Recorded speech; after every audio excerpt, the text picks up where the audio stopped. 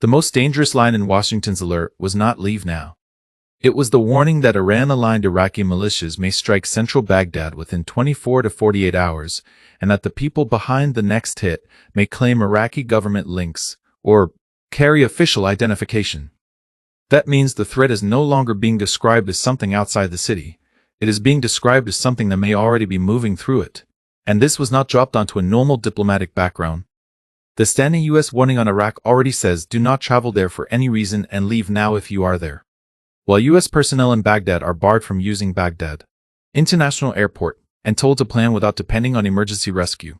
So when the 48-hour Baghdad alert hit, it landed on top of an evacuation mindset that was already in motion. Because the embassy was not warning about a theory. Drones were already flying toward the compound in Baghdad. 2 were shot down by CRAM, and a third still struck inside while fire and smoke rose from the site. The protected zone had already been reached. The warning came after the breach, not before it. If you want the part governments never say out loud, subscribe now. And in the comments, answer the question this whole story turns on. Is Washington warning about one coming attack? Or admitting that Baghdad may no longer know who inside the city can actually strike? Then the danger moved off the compound and onto the street. An American journalist, Shelley Renee Kittleson, was kidnapped in Baghdad after prior warnings about threats against her, and Iraqi authorities believe she is still being held in the capital. So by the time Washington told Americans to leave, Baghdad had already produced the most chilling proof possible. This was no longer just about rockets and drones. Americans themselves had become part of the target environment. That is the real click behind this title. People did not come here just to hear that Iraq is dangerous. They clicked because a 48-hour warning on Baghdad sounds like the kind of message governments issue when they think something is close enough to name, but not safe enough to fully explain. And once that happens, the story stops being a travel story and becomes a control story. The central question is not simply whether an attack is coming. The deeper question is whether Washington has already concluded that Baghdad can no longer reliably separate state authority from the armed networks now operating around, inside, or alongside it. If that is true, then the alert is not just forecasting danger, it is revealing a collapse of confidence. You can see that collapse forming in the warnings that came just before the 48-hour alert. The embassy had already warned that American universities in Baghdad, Sulaymaniyah, and Dohuk, along with other campuses seen as tied to the United States, could be targeted. That is a massive change in the shape of the threat. Once universities are on the board, this is no longer only about diplomatic compounds or military footprints. It is about normal civilian space being turned into a battle space. That is how a city starts to feel contaminated by war, before war is formally declared inside it. First, the protected sites are threatened. Then the places where foreigners work, study, sleep, and move through daily life start appearing on the same target map. At that point, the objective is no longer just damage. The objective is to make every ordinary space feel conditional. The line that held this together was already weakening in early March. Katyusha rockets targeted the U.S. Embassy, marking the first time the embassy had been fired on in more than 2 years. That matters far beyond the blast itself. A line that had held, however imperfectly, was broken. Once that happens, every future alert starts sounding less like caution and more like countdown. Capitals rarely lose deterrence in one cinematic moment. They lose it in sequence. A first strike proves the perimeter can be touched. A second proves the attackers learned something. A third proves the defenders still cannot make the city feel sealed again. By the time Washington publicly warns that central Baghdad may be hit inside 48 hours, the real story is usually that the testing phase is already over, and that is exactly why the audience's instinct is correct. Something has already gone wrong here, before the broader explanation even begins. A government does not tell its citizens to leave a capital now, and pair that with warnings about disguised attackers, unless it believes the normal filters between threat and city life are no longer holding. Baghdad's public answer has been to call the attackers outlaw groups. The government condemned the embassy strikes as criminal aggression and promised to pursue those responsible. That is the line any sovereign government has to use. It has to insist that force belongs to the state, and that these men stand outside it. But every time the same protected spaces are hit again, that explanation becomes harder to believe at face value. Because if these actors are truly rogue, then the Iraqi state looks weak. If they are not truly rogue, then parts of the Iraqi state look penetrated. And if the truth sits in the gray zone between those two possibilities, which is where Iraq often lives, then the capital is facing the most dangerous version of all.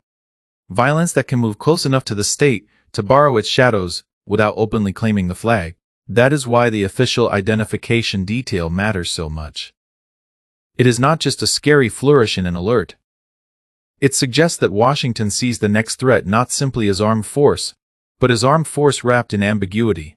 And once the identity of the attacker becomes part of the attack itself, every response becomes slower, riskier, and easier to contest. The March 17th incident points to exactly that kind of sustained pressure. Multiple drones targeted the U.S. Embassy in Baghdad beginning on March 16th, and at least one impact was recorded. That means the embassy was not reacting to one dramatic night.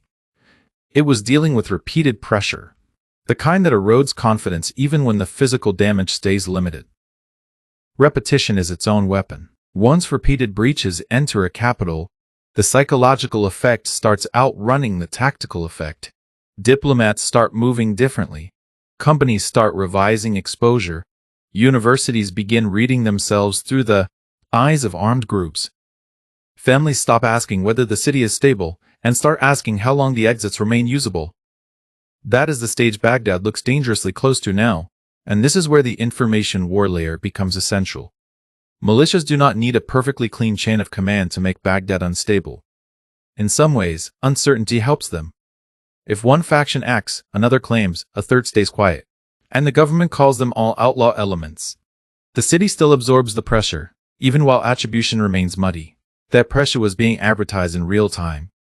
Claimed operations against U.S. targets jumped from 16 on February 28 to 23 on March 1st and 28 on March 2nd, using what the Umbrella Network described as dozens of drones, missiles, and swarms. Even if every claim did not land exactly as promoted, the operational message was unmistakable.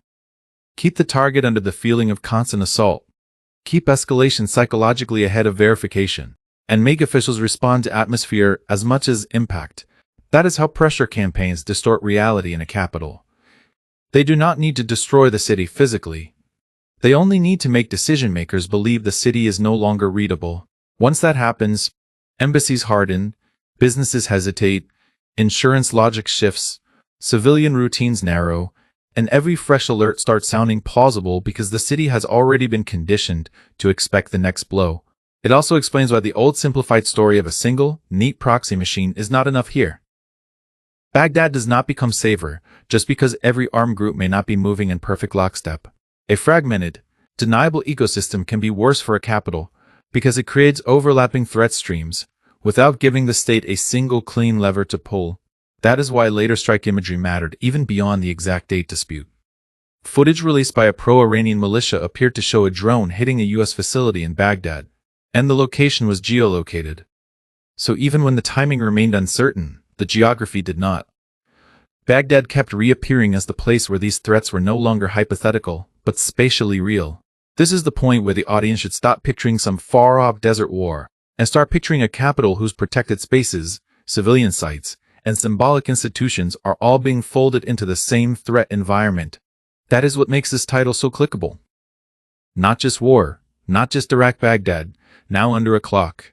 And once Baghdad itself becomes a site of accumulation, every official sentence gets a second meaning.